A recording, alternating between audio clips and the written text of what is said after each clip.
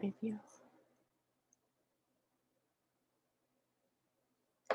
Hello, everyone, and thank you for being here today for the panel BIPOC, Black, Indigenous People of Color, Reflections on Moving Forward. My name is Marissa Del Toro. I'm an independent curator and art historian of contemporary modern art of the Americas, primarily Latin America and the US, and currently the guest curator at the Latinx Project at NYU. Today, I'm speaking to you from the land of the Bayocowisham, or Luiseño people, and of the Coahuila people, an area of the Southern California, which is known as Riverside County. This panel centers and creates a space for Black, Indigenous curators and curators of color to share our experiences, responses, and perspectives on the conference's topic of identity. We come from many different places, as well as backgrounds of art, from the 17th century to the contemporary. Our experiences range from 6 to 20 years, with our current practices varying from independent work to institutional and academic settings. We will be speaking from a place of authenticity that may bring up vulnerable responses, feelings, and emotional labor. We ask that all attendees adhere to the codes of conduct, bring a respectful and open mind, and take the time to listen and contemplate the conversation that we create today. We do not have the answers. We do not have the blueprints or plans, but we have our experiences, and that is knowledge and that is value. Lastly, for the Q&A, we will only be addressing questions, and we'd like to address as many as possible. So we're asking you to please keep your questions short and on topic.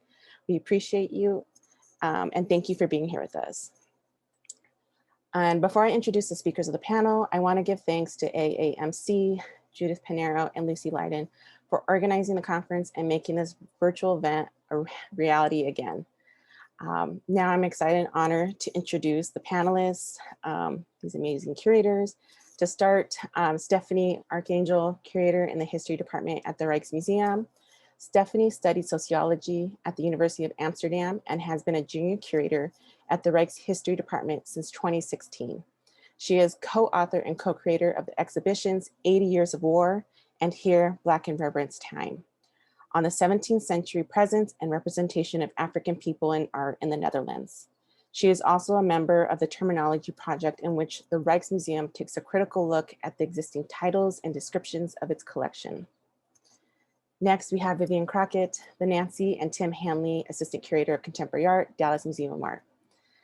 Vivian is a Brazilian-American scholar and curator focusing largely on modern contemporary art of African diasporas, Afro-Latinx diasporas, and the Americas at the varied intersections of race, gender, and queer theory. She is a PhD candidate in art history at Columbia University, whose dissertation examines artistic practices and discourses in Brazil in the 60s and 70s. Crockett has previously worked at the San Francisco Museum of Modern Art as a research associate in the museum's painting and sculpture department, and has been independently with various institutions since 2015. Crockett was the 2017-18 Mellon Museum Research Consortium Fellow in Media and Performance Art at the Museum of Modern Art, New York, and a Joan Tisch Teaching Fellow at the Whitney Museum of American Art from 2018 to 2020. She has published texts for the Metropolitan Museum of Art, Museum of Modern Art, Studio Museum in Harlem, Leslie Lohan Museum, and MAPS, Musée d'Arte de Sao Paulo, among others. We also have Jacqueline Rosso, president, founder, Grown Up Navajo. Born and raised in the Navajo Nation, it is the wisdom of her homelands that shapes Jacqueline Rosso's cosmovision. Experience as a museum professional, cultural arts producer, and curator confirmed her belief of the inherent power of utilizing cultural learning as a tool to engage and build stronger communities. Molded by her grandmothers, Jacqueline has fostered a praxis that utilizes Indigenous ways of knowing and decolonized methodologies as a catalyst to build cultural equity in organizations. Whether it is at the founder of her company, Grown Up Navajo, in her poetic writings, or in her work as a cultural justice and equity consult, Jacqueline is motivated by the pursuit of Indigenous excellence and the action to radically imagine futures where Native peoples' lands and cultures are thriving, revered, and protected. She is a wife, mother, and lives with her family in the Pueblo of Tamaya. Jacqueline Tumalad, independent curator and program manager. Jacqueline is a program manager and independent curator, passionate about work that is driven by empathy, community, and empowerment. She is currently the program specialist at the Center for Nonprofit Leadership at California Lutheran University and has worked at institutions across the US, such as the J. Paul Getty Museum, Lucas Museum of Narrative Art, Museum of Modern Art, and the Whitney Museum of American Art. She received her Bachelor's in Art History and Interdisciplinary Visual Art at the University of Washington and completed her Master's in the History of Art and Design at Pratt Institute. Alongside her work at museums and nonprofits, she is an advocate and organizer within the Filipinx American creative community. Her most recent contributions to the Filipinx American community have been her exhibitions, Walking in the Sun at Human Resources, Los Angeles, Trabajo, Resistance of a Colonial Imprint at the Carnegie Art Museum, Studio Gallery in Oxnard, California, and Mahalaga at the Music Center in Los Angeles. Jenny Lynn was born in the Philippines, raised in the Pacific Northwest, and is currently based in Oxnard, California. Thank you all again for being here with me today. I'm very excited for this conversation. So just to start the conversation, this past year and in 2020, we have heard greater calls and demands for equity, racial, and social justice, mainly in response to COVID-19, health inequities, economic insecurities from massive layoffs around the world, but also the murders of George Floyd, Breonna Taylor, and mass shootings in Atlanta, amongst so many others. But even before this new world that Dr. Portia Moore described this morning, there were numerous demonstrations, discussions, and reports for art museums and institutions to decolonize and embrace more diverse, equitable, inclusive, and accessible practices. Thinking about the 2015-2018 art museum staff demographics done by the Andrew Mellon Foundation, amongst others, talking about, staff demos in the US in art museums, Fabian Sarr and Benedict Savoy's 2019 restitution report commissioned by French President Emmanuel Macron, the 2019 Economic Community of West African States 2019-2023 action plan for the return of African cultural property to their countries of origin. And then this is also these protests for greater representation, especially in terms of inclusion of race and gender, is historical. It's been happening since the 1970s, with calls for greater representation in museums and art institutions. So I wanted us to center ourselves and share how are you processing this new world, and also the reality where art and identity is becoming a mainstream fixture again. We have 10 to 15 minutes. Jenny Lynn, do you want to take the floor? Does anyone else want to start? Yeah, I'm happy to. I mean, honestly, for me, a few things come up. First, I honestly kind of like what you said, Marissa. I'm checking in with myself. There's deep mental games that I feel like occur for someone with a similar background as me, being a brown woman, Filipino American, where colonized mindset and the pressure to assimilate is like deeply, deeply ingrained in our culture. And the things that come up for me is like, wow, like I did so much to assimilate. I did so much to learn like Eurocentric curriculum and essentially be like complicit in devaluing my own culture, whether that was directly or indirectly devaluing my own culture because of how I chose to spend my time, how I chose to pay my tuition and focus my studies. And now we're in this point where like my culture, my identity, it feels like a checkbox, and a way to capitalize like institutions' diversity efforts, whether that's internally as a BIPOC staff, or even externally to be the person who's bringing in diverse artists too, and having that responsibility.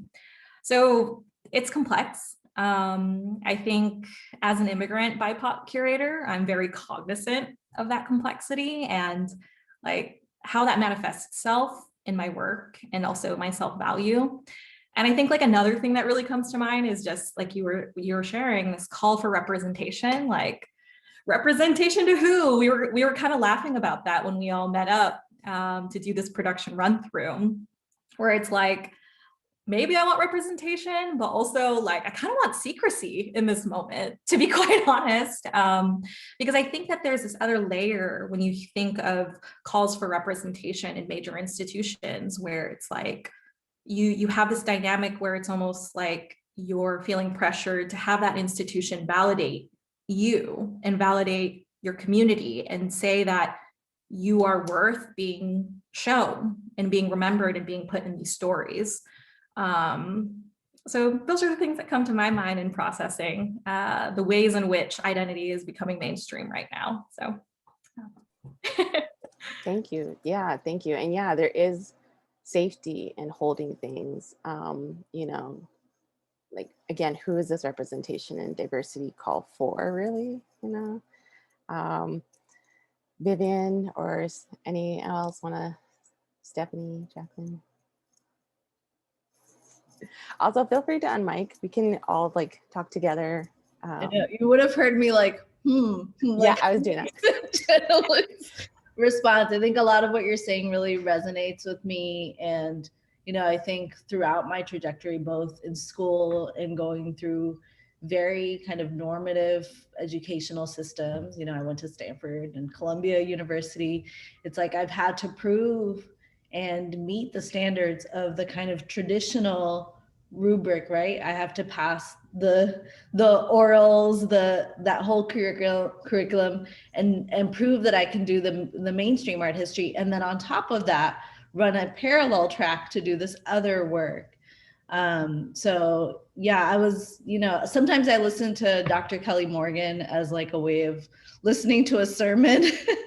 And she gave a talk in one of her recent videos where she was talking about, you know, the fact that our qualifications are up for debate. And I've come across this a lot where I have to prove that I have the skill set to do the job that I clearly have on paper, and that I feel like those requirements aren't necessarily made of white peers. And on top of coming to the table with those skills, with that knowledge that is expected of us, we're also bringing in this kind of additional knowledge, our cultural literacy, our cultural knowledge.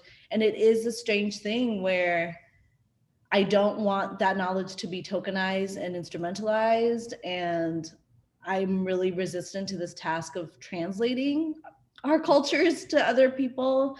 And it is this kind of bind, you know, that we get caught in. And I have the desire to experiment, to be able to take risks without carrying that burden of addressing, you know, these are not my histories, decades of erasure. Like these are your, you know, histories of doing so. And, you know, I have a sense that there's a lot of people in leadership that are watching this and taking notes and wanting some kind of framework to follow or some understanding of this kind of position. And I want to refuse this kind of role of an expert voice. Like, I'm so grateful to be in this space with y'all and for the invitation, Marissa, but you know, I'm speaking for myself. I'm not speaking for all Black people, all Latinx people. Like I am many, many things. I'm a multitude of things. And that pressure really feels present. And it's surreal when in so many workspaces, the very people who are probably watching this and taking notes are actively ignoring the Black people on their staff, the Indigenous people on their staff, other people of color on their staff. There's so much knowledge already in the institutions, and there isn't space being made to actually listen to that knowledge, to those reflections, to those concerns. It's really, I think, still a struggle to get there. Definitely. I think you hit up on a key point of like the pressures, you know, like in this talk, but also in the everyday pressures of working institutions or with institutions and expecting to uphold all this knowledges and expertise, and it's overwhelming. And also the frustration that, you know, leadership is not, we're here, we've been here. There's been 30 years of pipeline diversity programs. And, you know, like we need more sustainable, you know, acts, not just the performative, you know. Jacqueline, Stephanie, got anything to say? I think there are like many layers to this question. First, on a curator level, I mean, it does take a toll on you because it's a lot of questions that you should answer which sometimes you pretty much don't have answers to. I think the pressure in that sense is real in how to compare to how do you take away this identity that who you are, and how do you take it away from the things that you are researching. On a more of an exhibition level, I think it has made possible that exhibitions have become a little bit more focused and inclusive. So if you look at like Modèle Noir from Denise Mural, it really enhances like looking at this one subject in the exhibition. For the Rembrandt House, I mean, it has worked in my advantage that I could say for here, Black and Rembrandt time, I said, I'm making this exhibition for a Black audience in the Netherlands, and we are not going, like, this is it. This is the package. This is everything you get. And this is the group that I'm choosing to work for in that sense, which now, because of this, it was, people said, okay, you can do it. And the other, and then you have it, when you place it upon artists, I think there's something really strange, but maybe Vivian could talk more about or explain that more to me too. It finds a way of like being inclusive in the sense of, hey, look, artists, non-white artists speak a different pictorial language. They have a different visual language that you have to research in a different way. But at the same time, it excludes them in saying, well, these are Black artists, and they are not, in that sense, part of the contemporary artist canon. Because, and in the Netherlands, and I think maybe elsewhere as well, and it's not the first time, it's kind of almost saying it's not as aesthetically good as the rest. At least that's a bit of the connotation that it has gotten now, again, probably. So I think there's, and as a curator, dealing with all these layers is sometimes a bit overwhelming. Yes, definitely. And yeah, the labels of certain groups of art, you know, it's complicated, it is problematic, it's all over the place. I understand this too, because, you know, like I work in Latinx art, and also it's like, what does that mean? And Chicanx art, and what does that mean? Because we're not like one single homogenous group. We're vast, we're different, you know. And maybe Jacqueline, maybe you can speak on that on terms of like Native, Indigenous art, you know, and artists and the labeling of that. And how do you counter that? How do you like also recognize it but dismantle it? It's complicated. Yeah, it's completely complicated. I want to say, like, I'm, you know, literally sitting at this, and I mean, just like, yes, like everything that like all y'all had said, like I'm just snapping my fingers, and literally sitting at this intersection. My young 3-month-old daughter is like taking in her milk medicine, like of course, like the timing, and I think that it's such a perfect example of the space and the way that the museum and art world tends to like not understand us, like as like Vivian was saying, like in the multitudes like of roles and just like beings that we have within our community. And I hope that we can emerge from this like pandemic with recognizing like especially the burden of like Black, Indigenous, and like POC like museum staffers, like at all levels, right? Like how stressful and hard the museum space can be, but also like when we expand out from this, like, you know, hopefully post-pandemic times, we get to this place of recognizing like whole selves, right? Like of like our peers and our colleagues having all dealt with some semblance like of this kind of these multitudes of intersection. And I think that within the Indigenous space, there is such a disregard for, well, there's such a way that the language in and of itself becomes exclusionary, right? And the ways that colonial borders are uplifted and amplified when we use different terminology, whether it's Native arts,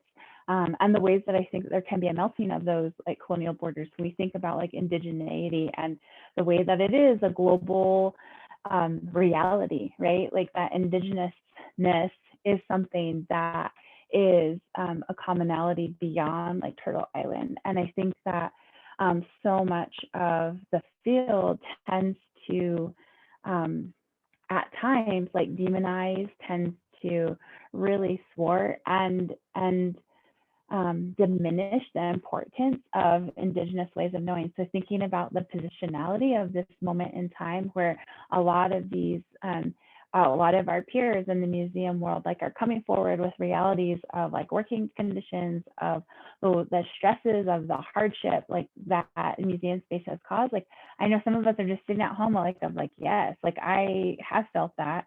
And I think that it's really important to acknowledge that, you know, when we're thinking about like diversity is really like diversity and inclusion is only the front, like the first steps like into like the front end of the work, right?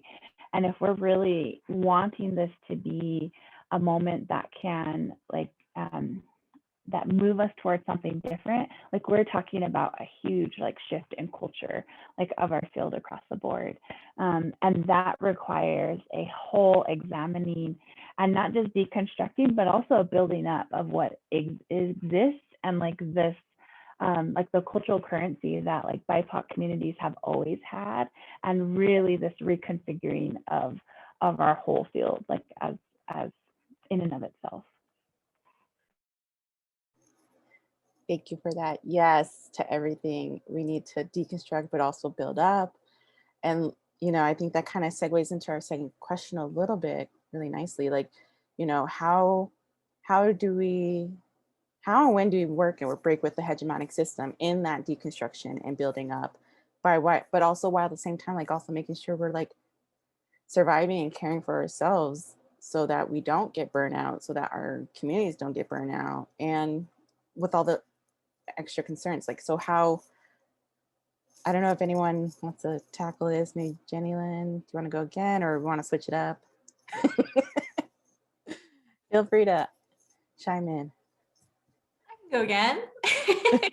I'm happy to. I feel like I approach this question in a way where I like to think of myself as an institution, knowing that the institutions that are actually out there and are currently resourced were built to keep me out. So what institution can I trust and can I believe in? And that's myself. And I like to think of myself as like, okay, what's my mission? What are my values? What's my purpose? And when I approach institutions that are within the hegemonic system, are they aligning with that, or are they helping me move my mission forward? And maybe this is because my current role, I'm working so much in, you know, nonprofit systems and professional development. I've been thinking a lot about like, what are the ways that I can even include a strategy screen in the ways that I accept opportunities, especially during this time where I feel like every BIPOC person has been called upon to do emotional labor in some way, or to be a diversity, equity, and inclusion consultant or whatever. And I feel like when those opportunities arise, it's good to check in with yourself as if you are your own institution. Because I hope that someday through all of these calls and these shifts, the institutions will keep up with us. Because I think knowing that you can trust yourself as an institution, you can pave the way that you want the institutions to be. I've been really meditating on Adrienne Marie Brown's Emergent Strategies these days. If you haven't read that book, I'm gonna just do a plug for that book, because she talks about you know, how we're all in an imagination battle right now, where the current world that we're in was created by an imagination that saw, you know, they saw Black people as criminals, they saw brown people as aliens, not belonging in this land. And we need to create and imagine and beat out the current place that we're in and that we're exposed to. So I think that's where that really important intersection of art and creativity comes into play. That drives me. So I'd say we all got to be our own institutions right now, because the ones that we have are broken AF. and I will pass the mic. Does anyone else want to take the mic and share, Yeah, I think one thing's for sure, and that's that museums are not built to tell stories of marginalized people. They are not, because they're built on concepts of objects, which marginalized people didn't have the possibility to own a lot of. So in that sense, you really have to start thinking in new ways if you would like to include these types of histories, how to do so. At the Rijksmuseum, I'm also working at the slavery exhibition, which is waiting to open because of COVID. But one way we tried to do it is we really looked at oral history and looked upon on how to use oral history and make it as important as archives, and then try to still have objects that help you tell that story. For example, we have a piece of rice, which is called sapali, and it's called after a woman, a maroon woman from Suriname, who waved it in her hair and fled the Dutch colony and started her own colony in the jungle. So research has been done on this oral story back to this rice, and it shows that this rice was grown in, there are only two places on earth that it's grown, in West Africa and Suriname, stating that that one piece of rice that we are showing you in that exhibition literally derives all the way back to this one woman who we know little of, but we know that she was strategic, that she survived, and she managed to feed her family. So that's one way of still trying to bring that object base into a museum. That's not really, to get that, we really had to start from scratch, which really made us all insecure because we couldn't lean on any of the knowledge we had prior. We had to de-learn everything and do everything anew in that sense. And I think in that period, I noticed that I was really irritated when people would say, I would like to raise the question. And it was like, no, we are not raising any more questions here. We are here to find solutions. I think we've people have been raising questions since forever, the 60s, the 70s. These questions have been raised, they have been written down, and there are no solutions. So I think that was my drive, to be like, no questions, solutions. We are not raising questions, we are looking for solutions. And it's hard work.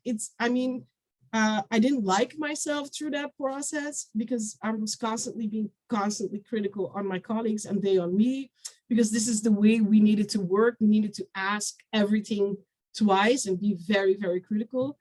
So I kind of actually had to look for help into knowing, how do I deal with this person that I've now had to become, because we needed to relearn everything.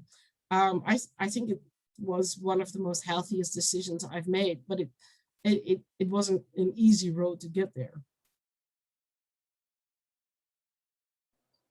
I definitely commend you for asking for help. That is sometimes the hardest thing, I think, especially as a woman of color. It's sometimes the hardest thing to admit that you need the help and that strength. So, and then, yeah. Actually, the weirdest part was to find I wanted a psychologist who was Black, because I didn't want to raise questions again.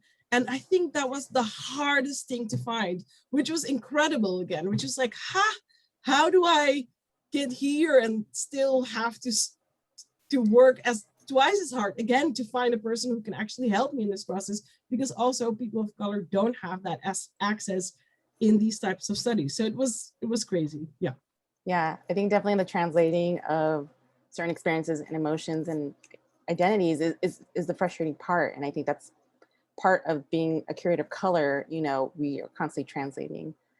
And yeah, these questions have been raised, now the solutions, there have been people who've been offering solutions. It's time to listen, Jacqueline, Vivian, do you want to add anything? Yes. Yeah, I think one of the things that that actually caused me to to expand and like start my consulting business was really a bet on myself, to just find a way to do the work in museums and other arts and culture organizations, that was in alignment with my values, that was really um, a way to commit toward collective liberation, right? Like it was really understanding that I believe in this work, that it can shift. There's a reason why I love museums. And I think that if we can get them to um, be what I see like in my dreams, that there is a greater potential for them to be like catalysts, in that movement towards that vision, right? And so that break, like from working as an employee in institutions to going on the work on my own, was in and of itself like a way for me to acknowledge that like how harmful it was. And I actually didn't recognize that that space that I was in until I had stepped out of it and was like, whoa, like being able like in retrospect to see everything. And as a result, I think that that has really allowed me to understand that when I go for trainings to institutions, when I'm giving talks and I'm doing consulting projects, that like I have to show up as the person that I wish was there for me, like as an employee, because I am an Indigenous woman, because I know how, how lacking, how toxic like museums can be, and I really want to be that person that I wish I had when I was starting out in my career and at different places, like as I had grown, and so that's really the way that I can fit that. And so it is kind of like occupying that space of like translator a bit, because I'm able to kind of balance both.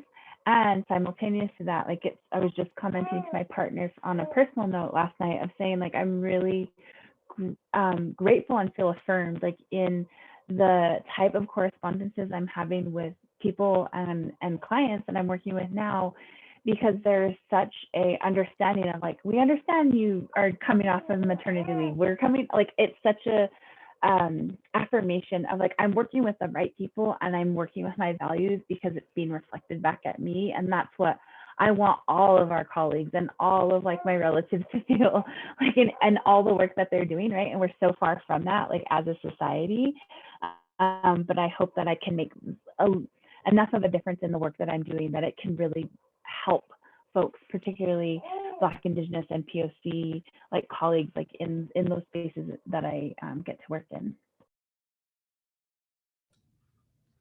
Yeah, I love this idea of being our own institutions, if we want to use the framework of institutions. That really resonates with me. And I will say that the years that I was working independently, that was one of the huge benefits, in spite of the different layers of precarity that I had to navigate in that kind of setup. But I could really sit with my own like ethical positions and make specific calls about, what I'm willing to say, what I'm willing to risk. And there's a freedom that comes with that I think is really powerful. And even as I am embedded in institutions, I think all of us to some degree are connected to various layers of privilege and power and access. So trying to figure out ways to leverage that and name, the harms that are present there. I know that we said we wouldn't be teaching people things and giving them a lesson, but I did want to recommend another text, which is Saturation. I've been spending a lot of time with that volume, edited by C. Riley Thornton and Hental Yap.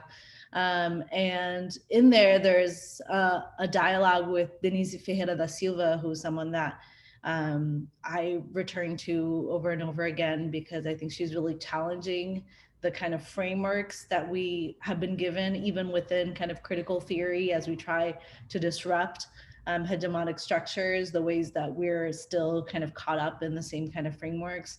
And in this conversation, she's talking to Snorton and also Fanuel Antwi, And she brings up this notion of like the sociologic of exclusion, which is this idea that I think institutions are functioning in this framework where, you know, they're saying like, oh, these exclusions, like we're working on it, they're going to go away, they're going to disappear. And somehow that kind of course corrects these histories of racial and colonial violence and the ways that they have shifted and have taken on new forms in the contemporary moment. And it's this idea that we'll get to a place and we never get to that place, right? And I think there's this kind of subtext in a lot of the conversations that I've witnessed in different spaces I've navigated that feels almost like it's a charitable act to do this somehow, to bring in, you know, work of BIPOC artists, to exhibit work of BIPOC artists. I think there's like a certain level of like self-congratulatory element in that. And I don't want to dwell too much on that, but I do think like, you know, it's very much very present, and I'm not convinced that structures are really being examined, and that space is really being made to facilitate the change that's necessary. So as I navigate being in those spaces, that's something that I'm trying to push towards in whatever capacities I have to do so, and really challenge. But I feel like we're still caught in some of the same loops, and I witness the same mistakes being made. And even as works by BIPOC artists are entering collections, the statistical gap between the works by non-BIPOC artists that are coming in, I mean, that gap isn't really being moved. It's just the numbers are increasing, but a lot still feels like it's staying the same. Can I add to that too real quick and just say that I think that there's also this interesting thing looking at when we look at the world of like Native arts and culture, where the like even the language of arts and culture is used in this very patriarchal, like through this patriarchal lens. And there are still coded ways that institutions who have very vast, you know, cultural, you know, resources of like tribal like material that present this in ways like they're advancing the Native art scene, right? Or ways that we are educating through this very much this lens of patriarchy and paternalism that has very much, when you look and are familiar with like federal Indian policy, it's the way that Native people have been treated, like we are a vanishing race, like we are always on the verge of extinction, because all of that plays into like the colonial project that is, you know, America, right? And so there is ways that these particular fields and institutions of arts that deal with Indigenous, and I know it's not, I can speak to it from that lens of like Indigenous arts and culture, but we see this throughout, right? And so it's like, it's also, I think, part of that exploration that institutions and individuals need to do to be able to, again, think about like that break, like how are we shifting like consciousness, like in the language that we're using, because that's really critical and important too. Yeah, definitely. There's, you know, thinking about like, you know, the move, what Vivian talked about, the BIPOC artists being, you know, acquired, and also thinking how there's kind of like, it's the shift is not happening. There's still a large gap. And also thinking, I talked recently with an artist and they were talking about how they're up amongst 13 other BIPOC artists for selection into a collection, but it's like only one slot. So it's like they're pinning us against each other to get these slots. And again, that is a form of violence, erasure, and displacement.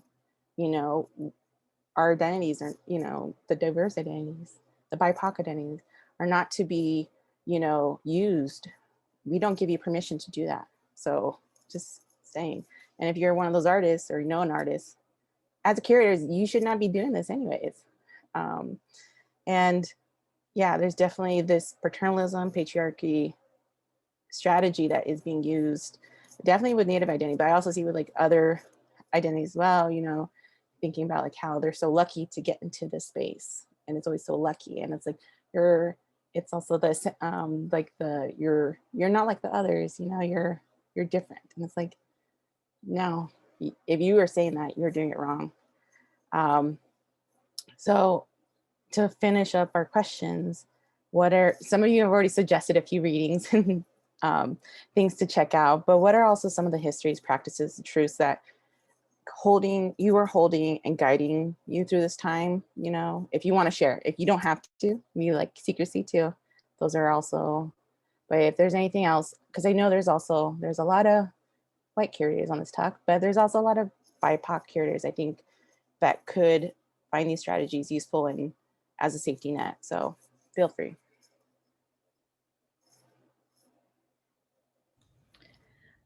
Just quickly, you know, connected to this idea of not being I am not the equivalent of the institutions I work with and for. And I recently moved to a new place, you know, and I'm navigating my relationship to a place that I'm not from, and trying to grapple also with the reputation of the institution I work with. And more importantly, I think what I have tried to center in my work here and elsewhere is the relationships I build with artists and how that's unfolded over time. And some of that work is not mappable, is not for consumption by other people. It's the kind of daily work of building together. And you will have, you know, flashpoints where you can point to this thing or that thing that we've done together.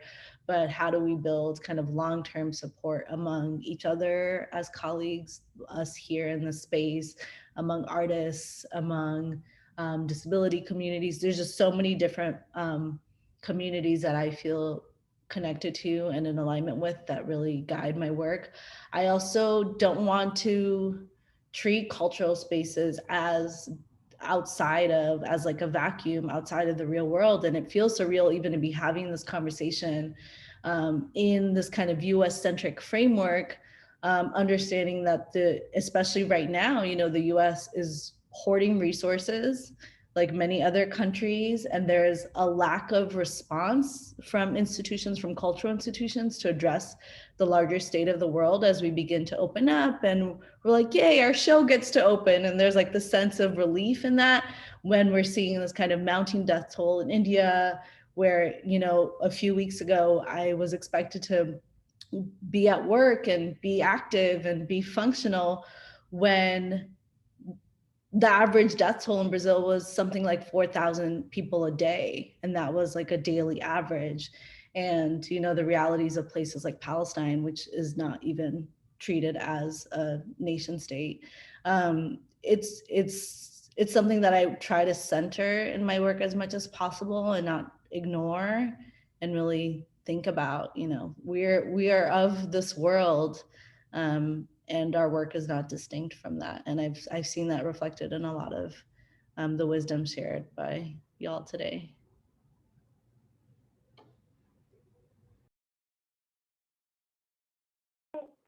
I can add that the work of Dr. Amy Lonetree, who's a Ho-Chunk scholar, and her book about decolonizing the museum is something that I consistently turn back toward.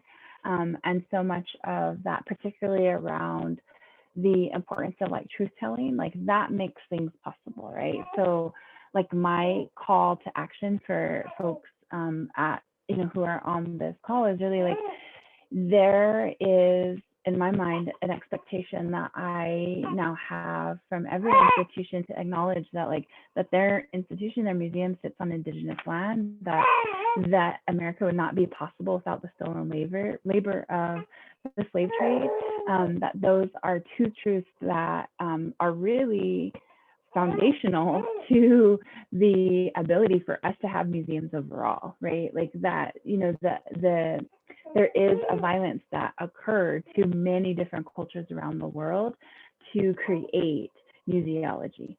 And we have to reckon with that, recognize that, and really hold that truth up for people, because of the way our many different publics interact with our museums.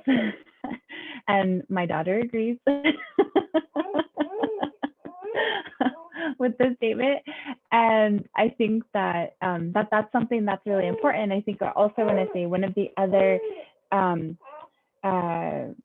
piece of text that was just recently suggested to me is applying Indigenous research methods, which is really I think, helpful to Indigenous scholars and to non-Indigenous scholars about the importance of just applied Indigenous methods, of recognizing that our personal narratives and histories and oral traditions and narratives, like our research, right, like that is valid. And I think that when we're talking about centering Indigenous perspectives, that we sometimes always relate to like first person narratives of like interviews and things like that. And like in actuality, we need to also kind of examine the way that we are incorporating and weaving in threads of our cosmovisions, right? Like our understanding of our world. And the way that Indigenous people do that, the way that other people of color and communities do that is really critical too.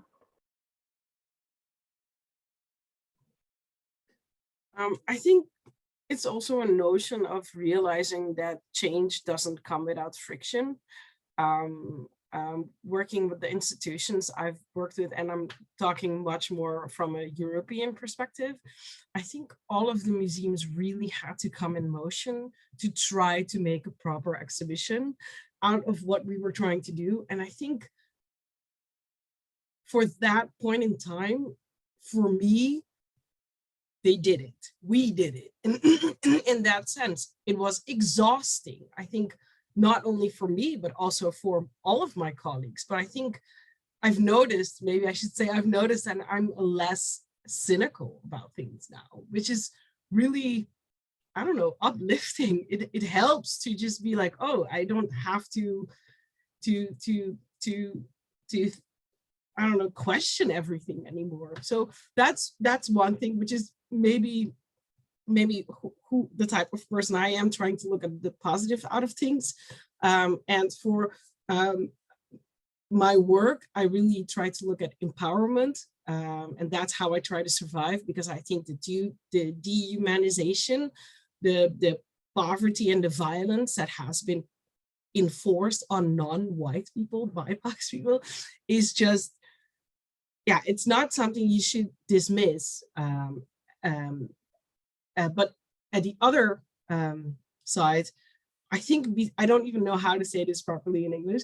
I think even though there is hegemony, how do you say it? Even in this hegemonic world, Black people and non-BIPOC people have been able to create their own realities. There are spaces where they created their own culture, their own language, their own history, and have found love through each other. Those are the stories I try to find. I try to find that small space that wasn't enforced upon, but was created by themselves, and try to see if that's, I try to use that as a new starting point of how I try to force myself into thinking. I think it's sometimes disturbingly naive, and the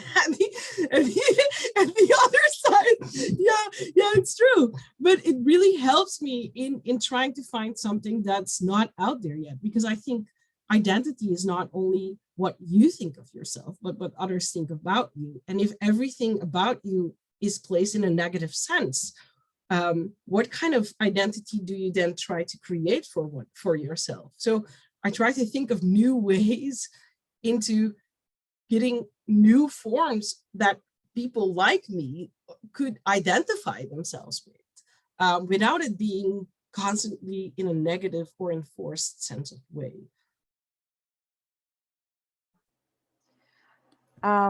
We do have a ton of questions. Jacqueline, do you want to? I will be very brief. I'm just going to say, I love that, Stephanie. I literally have created a makeshift archive of Filipino artists in my backyard. So I'm trying to build that and preserve that history. I would just say, for the BIPOC curators out there, name the trauma that's happening within these institutions. I think that's a really important practice right now, and to hold space for yourself to heal. And when you are being called upon, name it then too. And also the importance of trust in all of these efforts of diversity and efforts towards inclusion. Just what a big importance that trust plays in all of this. But go ahead, Marissa. Thank you. Thank you. No, yes. Yeah, naming is such a powerful act and tool. And I think there's been quite a few these recent years, you know, thinking Lashadra Bouvier, Dr. Kelly Morgan, Tanya Autry, and so many others who have spoken up at another level, you know, but even speaking out at different levels is still important. So naming the trauma. I do want to say to that, though, I think there's been, you know, they've been punished for it. And yeah, you know, it's character defamation, essentially. You know, once you leave institutions and you name that trauma, the way that certain people are framed, like, oh, they're difficult, oh, they're this, oh, they're that. And it's a way of kind of trying to suppress that. And I think there is still like an overall a culture of fear of even showing solidarity with folks like them. And there's a degree to which, you know, I also think about the ways that I am more palatable as someone who can say certain things, and the responsibility that comes with that of putting myself on the line in certain ways when it's possible to do so. Yes. Thank you, Vivian, for like expressing that. And it is important to acknowledge that like there is a vulnerability in speaking out. It is not entirely safe. And, you know, they have all like, you know, experienced that, you know, violence towards them, you know, either being called out as difficult or being pushed out forcefully, you know, and even not even forcefully, even just quietly pushed out in other ways. So there is a danger to that. And I think that needs to be addressed as well. And we can't keep circling around that. That's the system of violence. That's why we're still in this structure. Okay, so just to answer a few questions from the chat.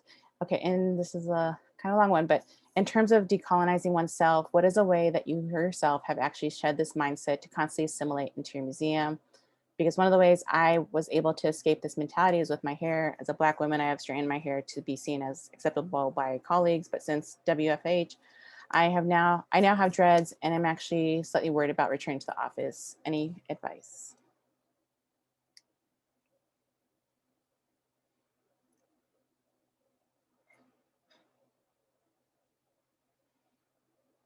I don't know. I mean, like, I'm in a different space because I mean, I don't go back to an office. This is my office. But I think it's again, like, you know, there is like some danger too, but also like you need to express yourselves and not be beholden to the system. Maybe you could just, I don't know. What I tend to do is ask the same question back. What's wrong with your hair? What's wrong with your hair? Or ask what's wrong with it? No, what's wrong with your hair? What's wrong with it? I mean, to be honest, it's as hard for that person asking that question if you rhetorically throw it back. So I don't think they'll say out loud what they think is wrong with that. Well, maybe it's in the Netherlands they won't say what's wrong with it. But maybe you should just ask every question back. That's definitely a good strategy. Question the system, you know, and you know, be like, what's wrong with your straight hair? Like, why isn't it in dreads? You know, and also question why they're asking those questions, and then, you know, go down that. Jenny Lynn. I might also add, because I'm reading the question in a way of how might I help myself kind of work past the colonial mindset that's kind of happening that is making me insecure to show up how I want to show up. And I would say in like my efforts, decolonize my own value systems and the way that I look is honestly, like I love to follow really, really empowered Filipinas who are like owning themselves and owning their bodies, owning how they look. And I feel like with that, honestly, just that little shift of like exposure therapy can help you feel just a little bit more empowered to be like, you know what, that's okay. Like if you're going to ask me questions about that, that's on you. I'm going to show up how I want to show up. So I would just say, like, try and follow those people and try and shift the media that you're consuming to help kind of adjust the ways that you are valuing the way that you look too. I think we can answer one more question because we're kind of, but what does the panel think of ways out of giving up and not even applying when you're an expert by experience rather than have degrees and diplomas to show for what you can do? As a disabled and neurodivergent woman, I feel really overlooked by institutions and my expertise is not recognized.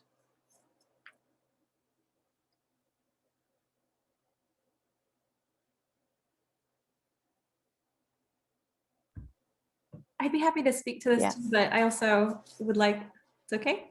Yeah, go for it, please. This might just be because I'm an independent curator and I'm scrappy as hell. And I come from like Seattle, which is super DIY, but in the same sort of vein that we've all just shared, like you have to be your own institution. I think you got to be your own institution and kind of just go about like, if there's not a space for this, I'm going to make it happen. And you find the people who also value the stories that you want to tell. And whether it's changing your living room and literally putting up an exhibition in your living room, you can make space for that. I've literally seen like art reviews on exhibitions in living rooms before. And you build that portfolio until people are forced to see and value you.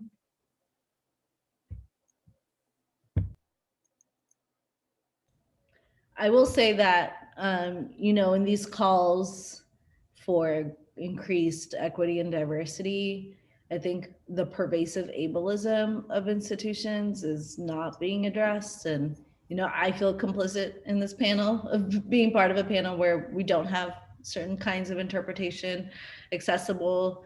So I think those conversations are not happening enough across the board.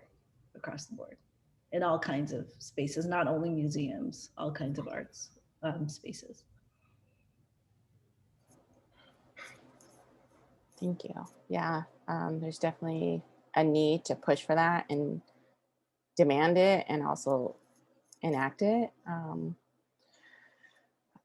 Yeah, we've definitely, I think, have strayed too far and kind of just focus on abled bodies more so than non-abled ones. I think we can do one more question. We're kind of going over time. Sorry, Judith.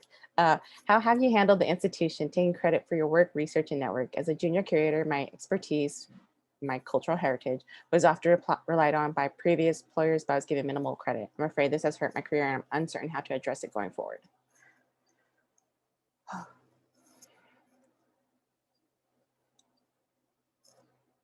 I won't describe where, but this has been an issue for me before. It is very harsh. It is very hurtful and emotional. It's not easy. And, you know, it's taking me time to like figure out what to do or how to respond. But I spoke out recently about it, so I feel good in that way. There are some changes happening from where it was at, but I think the thing is like, you know, just being when it does happen, because it is going to happen again. Also, like institutions need to recognize that like our work is our work. Yeah, you're paying us to do this, but also like we deserve credit, and this is a thing that needs to also shift in this imaginary new world. Credit where credit is due, and also giving credit to the people who are putting the exhibitions together, the installers, the registrars, the prep, you know, everyone, curatorial assistants. We all deserve credit because this is our labor. And I think that's another thing that's been ignored a lot in museums. So, you know, there's certain things you could do to protect yourselves. I'm glad to connect and talk about it, but, you know, I think make people aware that this happened. Don't hold it in just to yourself.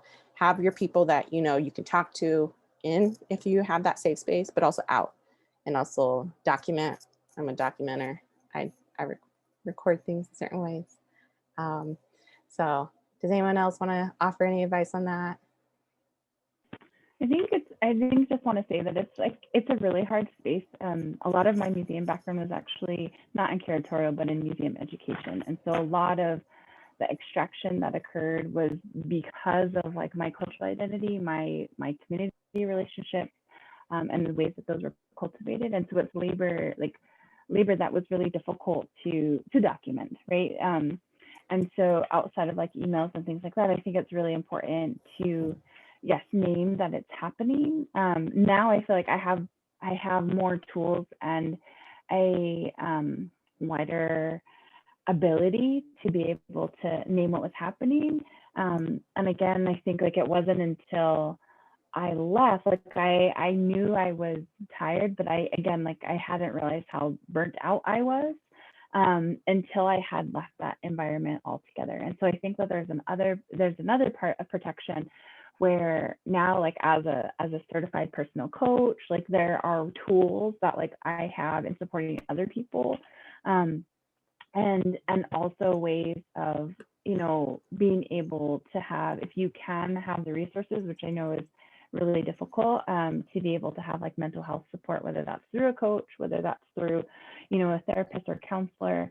I think all of those things, like especially when in places where where gaslighting is happening and pervasive, like there's so much, right? Like there's so much emotional labor that's happening. And so I just want to acknowledge that it's such a hard place, and that it's really like layers of support that you have to give yourself, and grace, right? Like give yourself grace that like you can't, like it's okay for you not to address every single infraction that you're feeling, that sometimes you just kind of have to like pick like which ones, like, and slowly build up like your abilities to be able to be to create more and more boundaries, but like through documentation, through this other support. So just want to name that too.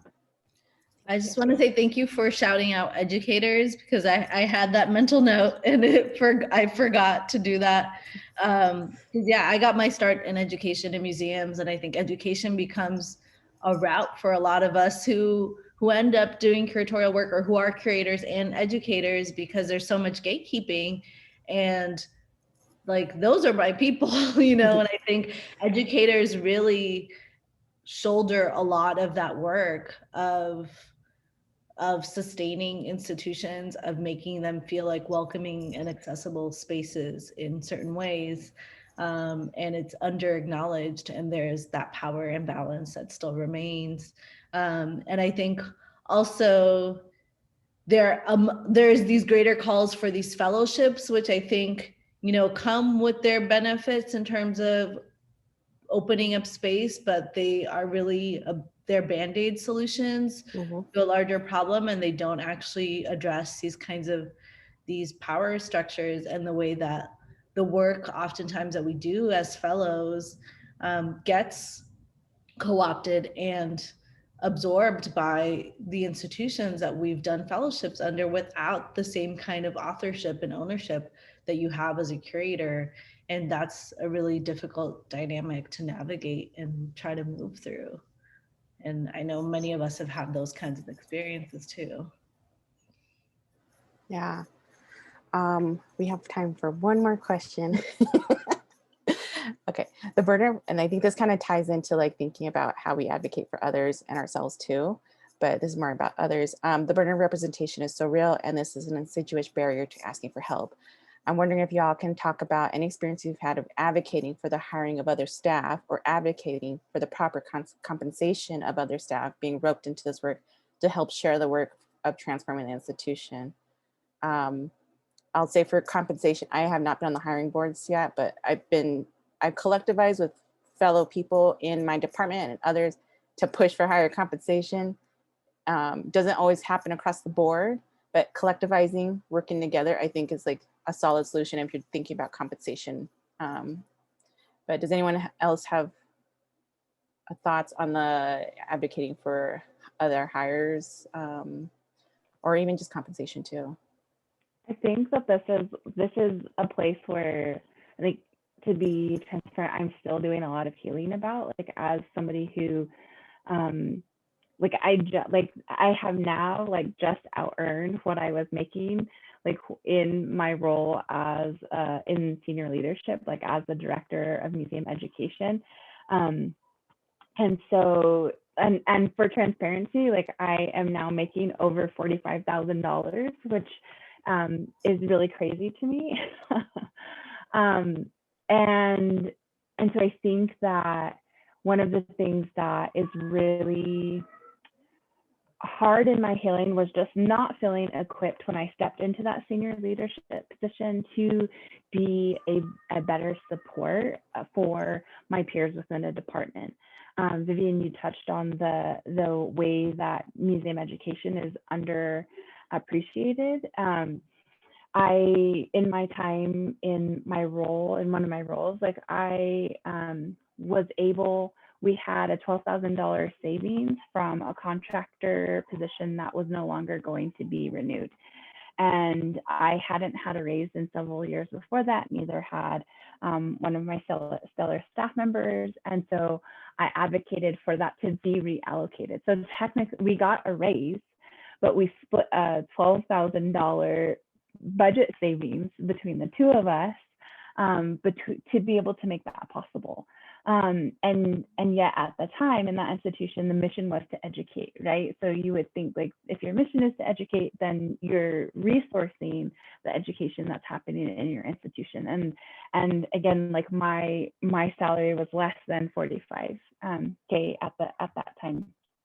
And so I think that it's really important, as I'm saying this, I'm like sweating because it's the first time I've publicly like acknowledged that. I think that it's really important to be able to name the inequities that are happening. And I think that, you know, I really appreciate colleagues that have, you know, last year, like the naming of the big Google spreadsheet that that really helped like to create like transparency between institutions. And like I was blown away again. I'm like, wow, like, you know, like other people with, you know, when I left, like my role was divided into 3 positions, right? Which was well over that 40, 45, 44 mark. And then seeing other places where like similar roles were 80K and over 100K. And we were just like, wow, like I, you know, just can't fathom that, you know, for a lot of different reasons from like my humble like res girl, you know, start. And I think that that's something that's really like important to like acknowledge, is that there's also so much gatekeeping and ways that we're not resourcing like our BIPOC staff to be able to take on leadership positions. Like I have like a lot of guilt and sometimes shame around just like, I wish I would have showed up better like as a supervisor, because like there were so many like ways of trying to get raises for my staff that failed, you know, and like none of us got raises. Like we barely had like budget increases, you know, and I think that that's something that's really difficult and really hard and really important for us to like think about. And I think it's also really important too, like, especially in this moment, you know, a lot of the ways that, you know, institutions have been raising money for like the fallout from like the economic fallout from the pandemic, and, you know, tapping trustees like for support, and simultaneously not helping employee like mutual aid efforts, you know, like not helping furloughed staff, like, you know, they're helping the institutions like to keep HVAC on, to keep, you know, your senior leadership like in positions, but you're not supporting like the staff who's going to continue to make this happen. Like there are problems within that that also need to be acknowledged too.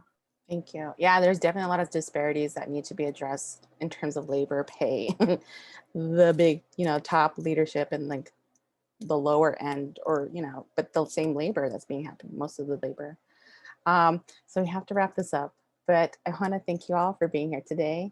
Thank you all for the questions, everyone viewing, attending, especially the other BIPOC curators, educators, artists. I don't know who you are, but thank you. And, you know, just again, own yourself, see yourself as an institution, know your value, know your worth. And also just a reminder, like museums are not neutral. So, you know, got to bring Latanya Autry and Mike Murakowski in this. So thank you all. I hope you have all a good and blessed day.